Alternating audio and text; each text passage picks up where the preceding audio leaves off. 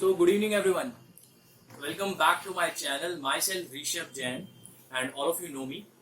So, during this pandemic and वैसे भी मेरे पास बहुत से बच्चों की क्वेरीज आई कि सर फिजिक्स कैसे करें।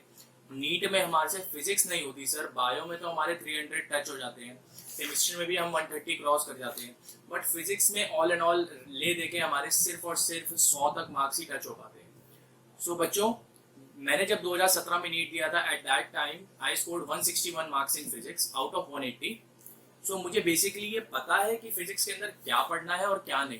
तो मैं आज तुम्हारे लिए बिल्कुल ऐसा फुल फ्लेज्ड एक प्रिपरेशन लेके आया हूँ, जिसके अंदर मैंने तुम्हें बताया है कि तुम्हें प्रायोरिटी वाइज कौन कौन से टॉपिक सेलेक्ट करने हैं। देखो, फिजिक्स में पढ़ के तुम्हें IITians या फिर इंजीनियरिंग वालों से कॉम्पीट नहीं करना। तुम्हें फिजिक्स सिर्फ उतनी पढ़नी है जितना तुम्हारे लिए एसेंशियल है। सो फिजिक्स केवल उतनी पढ़नी है जितना तुम्हारे लिए एसेंशियल है, और उसके लिए मैं तुम्हारे लिए एक फुल फ्लेज प्लान लेके आया हूँ।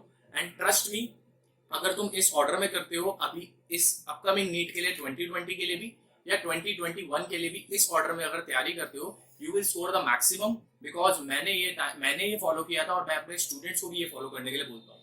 सो बहुत से लोग टेंशन में रहते हैं कि सर फिजिक्स नहीं हो रही, सर न्यूमेरिकल सॉल्व नहीं हो रहे, सर टाइम निकल जाता है, सर 3 घंटे के पेपर में 1.5 घंटा तो फिजिक्स में ही लग जाता है, फिर भी 90 भी टच नहीं हो पाते। सो आई प्रॉमिस यू, अगर तुम ये चीज फॉलो करोगे so you will definitely get better rank in physics. क्योंकि बायो तुम्हें रेस में लेके आती है, बट जो रैंक और मेडिकल कॉलेज प्रोवाइड कराएगी, गवर्नमेंट मेडिकल कॉलेज, वो सिर्फ और सिर्फ फिजिक्स कराएगी। सो मैं तुम्हारे सामने पूरी एक लिस्ट लेके आया हूँ कि तुम्हें क्या टॉपिक पढ़ना है और क्या नहीं।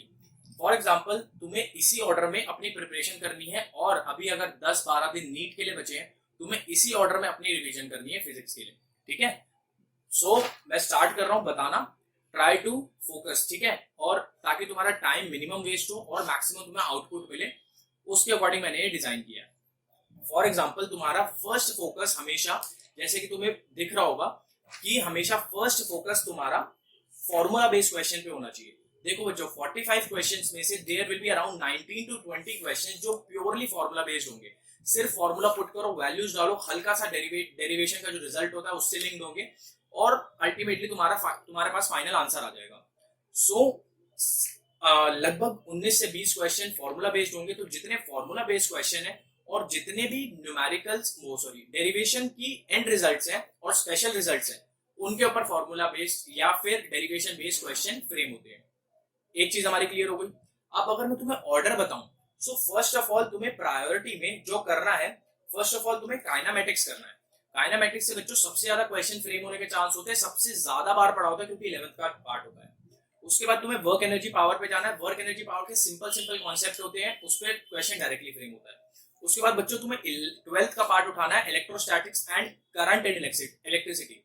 इलेक्ट्रोस्टैटिक्स में से फ्लक्स के क्वेश्चन बहुत प्यार से वो पूछते हैं, कोई ज्यादा कंफ्यूज नहीं कराते। करंट इलेक्ट्रिसिटी में थोड़ा सा डायरेक्शन पे कंफ्यूज करा सकते हैं, तो उसको हमें ढंग से देखना है, न्यूमेरिकल वाले पोर्शन को।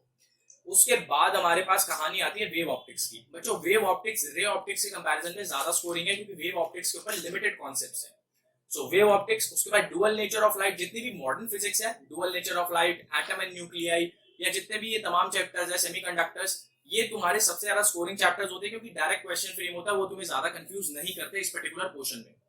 एंड रही बात आगे की, तो उसके बाद हमें 3 चैप्टर इकट्ठे निपटाने हैं, electromagnetic induction, AC and electromagnetic wave. Electromagnetic wave पे एक क्वेश्चन डायरेक्ट पूछेगा वो तुमसे, इलेक्ट्रोमैग्नेटिक इंडक्शन और एसी हमें इसके बाद निपटाने हैं।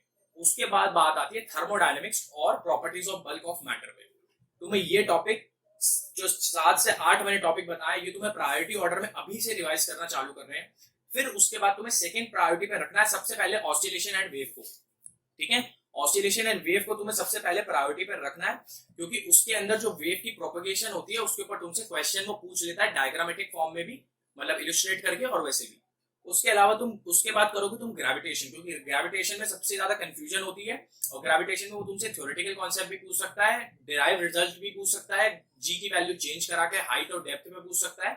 तो उसके बाद तुम्हें करना है ग्रेविटेशन। फिर जिसमें बच्चों को सबसे ज्यादा डर लगता है, लॉज ऑफ मोशन में। बच्चों, लॉज ऑफ मोशन में ध्यान रखना, जो भी हम क्वेश्चंस रिवाइज करते हैं नीट में, उस पैटर्न के क्वेश्चन थोड़े कम पूछे जाते हैं, वो तुमसे डायरेक्ट क्वेश्चन पूछने की कोशिश करेगा।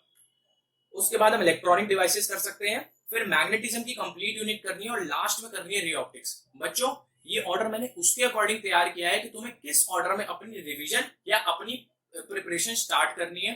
करने तुम्हें अल्टीमेटली सारे ही हैं, बट तुम्हें किस ऑर्डर में, अगर तुम्हारे पास कम टाइम बचा है और तुम्हारे पास ज्यादा सब्जेक्ट बचे हैं तो तुम प्रायोरिटी ऑर्डर वाले जल्दी जल्दी से खत्म कर लो, क्योंकि ये स्कोरिंग होते हैं और ये तुम्हें ज्यादा अवार्ड करके जाएंगे मार्क्स। और दो चीजें हमेशा याद रखना, फॉर्मूला बेस्ड क्वेश्चन और सेकंड डेरिवेशन के एंड रिजल्ट, ये सबसे ज्यादा इंपॉर्टेंट पार्ट कैरी करते हैं फिजिक्स की बात अगर हम करें नीट के अंदर।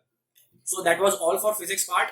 अभी मैं तुम्हें ये भी बताऊंगा आने वाली एक दो वीडियोस में कि तुम्हें फिजिक्स के अगर केवल 10 दिन के अंदर रिवाइज करना और 160 मार्क्स स्कोर करने हैं जस्ट लाइक मी, तो तुम्हें कैसे रिवाइज करना और कैसे अपनी स्ट्रैटेजी प्लान करनी है, तो मैं जल्दी से उस वीडियो के साथ आऊंगा। तो जितने लोगों ने अभी लाइक और सब्सक्राइब नहीं किया है या टेलीग्राम चैनल ज्वाइन नहीं किया, वो जल्दी से जाके ज्वाइन कर लो। So that was all for today. इसी ऑर्डर में अपना रिवीजन या अपनी प्रैक्टिस स्टार्ट करना। एक मैं कोटेशन बोलूंगा क्योंकि I am a poet as all of you know. So लहरों से डरेगा तो लक्ष्य तक कैसे पहुंचेगा, लहरों से डरेगा तो लक्ष्य तक कैसे पहुंचेगा, मूरत भी अगर डरती छेनी की मार से तो आज मूरत बन के पूजी ना जाती, मूरत भी डरती अगर छेनी की मार से तो आज मूरत बन के पूजी ना जाती। That was all from my side. Good bye.